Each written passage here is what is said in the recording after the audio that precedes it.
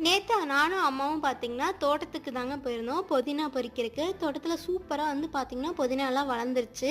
நாங்க அப்பப்ப வேணும்னா மட்டும் தான் பறிச்சுட்டு இருந்தோம்.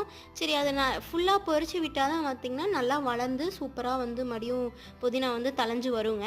அதனால சரி நெறையா இருந்தனால பொறிச்சு அடுத்த நாள் காலையிலத்துக்கு சட்னி செஞ்சுக்கலாம் அப்படின்னு சொல்லி அம்மா பிளான் பண்ணியிருந்தாங்க.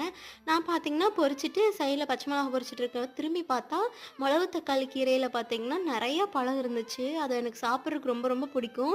குட்டி குட்டியா பிளாக்கா இருக்கும் அந்த பழம் பார்த்தீங்கன்னா, டேஸ்ட்டாவும் இருக்கும். இது வந்து சாப்பிட்றது ரொம்ப நல்லது. வயித்து புண்ணுக்கெல்லாம் வந்து நல்லாயிருக்கும் அப்படின்னு சொல்லுவாங்க. இது டேஸ்ட்டும் நல்லாதாங்க இருக்கும். நீங்க கிடைச்சதுன்னா கண்டிப்பா சாப்பிட்டு ட்ரை பண்ணுங்க. ஆனா அதுக்கு முன்னாடி கன்ஃபார்ம் பண்ணிக்கோங்க. இது மொளவு தக்காளி கீரையோட பழம் தானா அப்படின்னு சொல்லிட்டு.